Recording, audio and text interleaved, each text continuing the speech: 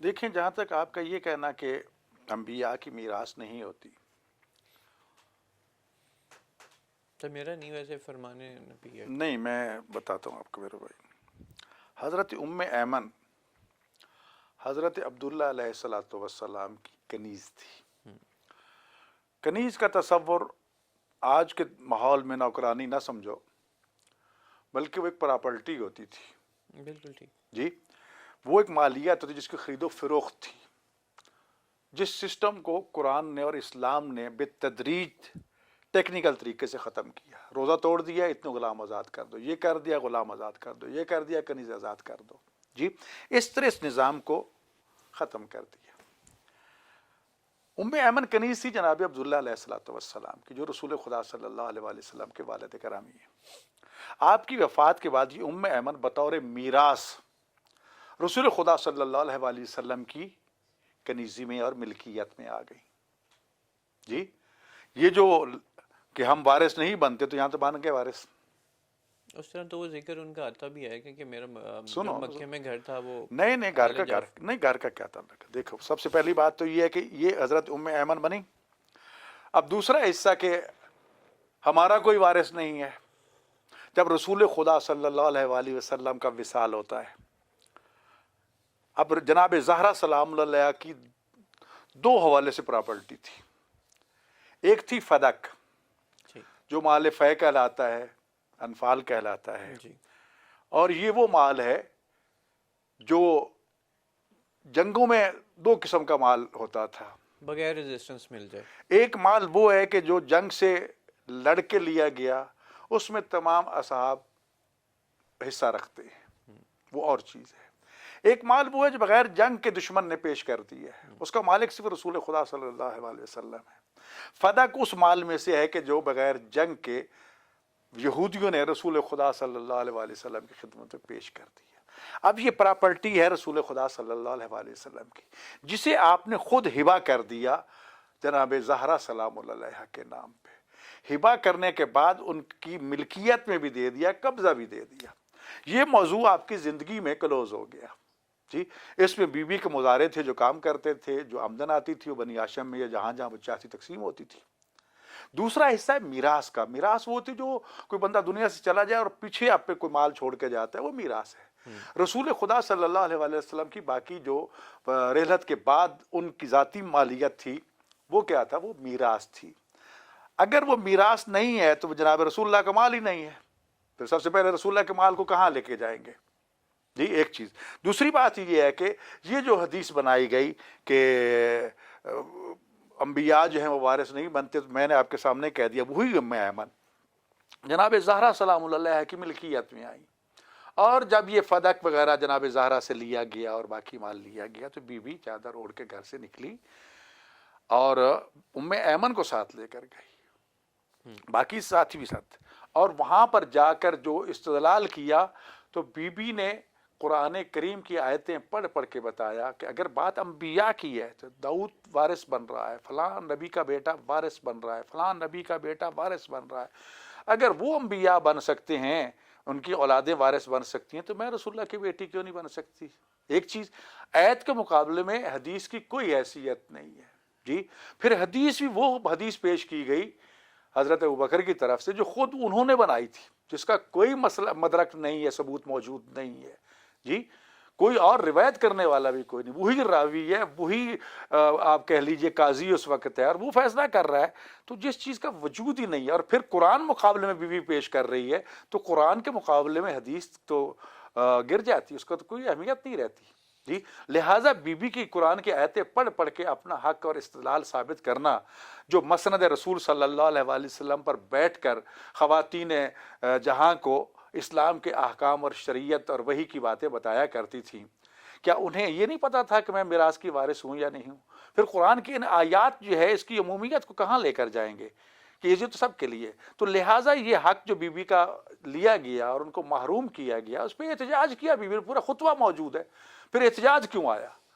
جی، جناب be be کا پورا خطبہ، اور جناب ابوبکر کو مخاطب کر کے کہتی ہیں کہ اے ابن ابی قحافہ، کیا تجھ پر کوئی خاص قرآن کی آیت نازل ہوئی ہے کہ تو اپنے باپ کا وارث بنے اور میں اپنے باپ کی وارث نہ بنوں. اس انداز میں بیوی گفتگو کر رہی ہے. اور پھر پورا خطبہ پڑھ کے دیکھ لیجئے بیوی کا کہ جو جگہ جگہ پر قرآنی آیات پڑھ کے استدلال کیا.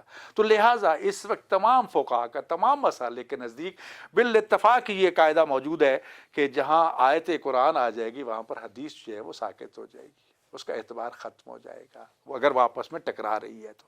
جی تو لہٰذا اس حوالے سے جناب رسول خدا صلی اللہ علیہ وسلم مالک تھے, اس کے بعد ان کی بیٹی مالک بنی, اور وہ ام ایمن بطور ثبوت آپ ام ایمن کے اس جملے کو سن لو کہ جو انہوں نے کہا کہ اے ابن ابی قحافہ, اے اصحاب مجھے جانتے ہو, میں وہ ہوں کہ جس کے بارے میں رسول اللہ نے فرمایا تھا اگر کوئی دنیا میں کسی جنتی عورت کو دیکھنا چاہتا ہے تو ام ایمن کو دیکھ لو. آپ تو ابھی جنت کی تمنا لے کے بیٹھے ہیں نا, امیدیں لے کے بیٹھے, مجھے رسول اللہ نے فرمایا میں جنتی ہوں. جی اور میں اگر جناب زہرا کی ملکیت بن سکتی ہوں بطور میراث مصطفیٰ صلی اللہ علیہ وآلہ وسلم تو باقی چیزیں کیوں نہیں بن سکتی؟ اس کا کوئی جواب نہیں تھا. ٹھیک. جی اچھا بس اس کے آگے صرف ایک جو ہے نا وہ وضاحتیں ہیں کہ مطلب اس کے بعد یہ استفسار کبھی حضرت علی کی طرف سے نہیں کیا گیا کہ دیکھیں سوال یہ ہے, سب سے پہلی بات یہ فدق دیکھو نا, یہ مسلسل کبھی ادھر کبھی, اب اگر جیسے حضرت عمر نے میں حضرت ابوبکر نے اگر یہ کہا, یہ بات مان لی جائے کہ اب یہاں اصطلاح کچھ لوگ یہ جواز پیش کرتے ہیں کہ بنی ہاشم آپس میں لڑیں گے لہذا اس لڑائی کو ختم کرنے کے لیے حکومت نے یہ مال لے لی ہے. جی ٹھیک ہے مان لیا, چلو فرض کرو مان لیا. جی حضرت عثمان کے زمانے میں یہی سارا مال جو ہے مروان کو کیوں دے دیا گیا؟ تو یہ ایکچولی میرا سوال بھی آپ جی مروان کا کیا تعلق ہے اس مال کے ساتھ؟ جی تو وہاں پر یہ کلیہ قاعدے کہاں گئے, وہاں پر یہ حدیث کہاں گئی؟ اس کے بعد حضرت علی نے اپنے وقت میں تو پھر وہ واپس دیکھو علی علیہ السلام اپنے وقت میں ان کو کتنی فرصت ملی ہے جنگوں کی. یہ بات آپ کی مناسب. جی پھر دوسری بات یہ تھی کہ اگر علی اس وقت فتح کے لیے لڑتے تو یہی کہا جاتا ہے وہی مال کی جنگ ہے یار. کیوں رسول جناب علی علیہ السلام جو ہے وہ جس وقت ثقیفہ بنی سعدہ میں خلافت کا انتخاب ہوتا ہے خاموش ہو جاتے ہیں, گھر بیٹھ جاتے ہیں؟ اس کی وجہ یہ تھی. دیکھو ایک واقعہ میں عرض کیا کرتا ہوں, جناب علی علیہ السلام کی خدمت میں دو عورتیں جھگڑا لے کر آئیں کہ یہ بچہ میرا ہے, وہ کہتی تھی یہ میرا ہے. آپ نے فرمایا جس کا ہے وہ لے لو, جس کا نہیں ہے وہ دستبردار ہو جاؤ. لیکن کوئی بھی دستبردار ہونے کو تیار نہ تھی. مولا نے کیا فرمایا, کمبر جاؤ میری ذوالفقار لے کے آؤ. جب یہ ذوالفقار مانگی جو حقیقی ماں تھی, اس نے پوچھا مولا تلوار کیوں منگوائی ہے؟ کہا اس کے دو ٹکڑے کر دوں گا, ایک تجھے دے دیتا ہوں اس کو. تو مامتا جو حقیقی ماں تھی تڑپ کے کہتی مولا اسی کو دے دو, زندہ تو رہے گا نا, میں دور سے دیکھتی رہوں گی, کبھی نہ کبھی تو مجھے مل ہی جائے گا نا. جی تو آپ نے اس کو بتایا کہ تو اگر سکی ماں ہوتی تو تم نے بھی یہ کرنا تھا. یہی صورت حال تھی. اگر علی علیہ السلام اس وقت تلوار اٹھاتے تو اسلام ٹکڑے ٹکڑے ہو جاتا. یہ اسلام جو پیار محبت اخلاق کے کریمانہ رسول خدا صلی اللہ علیہ وسلم کے صدقے میں پھیلا تھا, یہ ایک لالچ اور اقتدار کی چاہت اور اس تصور کو سامنے لے کے آتا. لیکن علی نے احتجاج ضرور کیا, جناب زہرا نے احتجاج ضرور کیا, اپنا حق بتا دیا کہ میرا حق ہے. آگے ملنا نہ ملنا بات کی بات, یہ ریکارڈ پہ بات آگے, یہی وجہ ہے کہ آج ہم وہ ریکارڈ اٹھا کے لے آتے ہیں. جی تو لہٰذا علی علیہ السلام نے اس لیے پھر آگے چلتا گیا, کبھی ادھر کبھی ادھر, کبھی آخر عمر ابن عبدالعزیز نے پھر دے دیا بنی ہاشم کو. بنی ہاشم بالکل. تو پھر وہ کیوں دیے گا, پھر بنی ہاشم کے پاس آ گیا. تو آج بھی وہ 7 کنویں بھی موجود, پھر کہتے ہیں چند کھجوریں تھی بھائی, کم از کم 25 مربع میل کے اندر ہے. جی بالکل. جی اب اس میں 7 کنویں موجود ہیں, مسجد فاطمہ موجود ہے. آج کل اس شہر کا نام فدق کی جگہ اوپر فدق میں لکھا ہوا ہے بورڈ پہ, جو بلدیہ نے نام لکھا ہے وہ الحائط لکھا ہے, یعنی دیواروں والا شہر, فصیلوں والا شہر. جی آج بھی وہ شہر موجود ہے, وہ کنویں بھی موجود ہیں. آیان فاطمہ کہا جاتا ہے, جناب فاطمہ کے کنویں. ہاں مسجد بھی موجود ہے, جس مسجد کا نام بھی مسجد فاطمہ ہے. زمینی حقائق موجود ہیں, جا کے دیکھ لیجئے. جی تو لہٰذا اس حوالے سے کہ جناب علی علیہ السلام نے خاموشی اختیار کی. اب آئیے, جب علی علیہ السلام کو مسند خلافت پر لایا گیا, زہری مسند خلافت پر, جی تو پورا مدینہ آیا تھا دیکھنے کے لیے.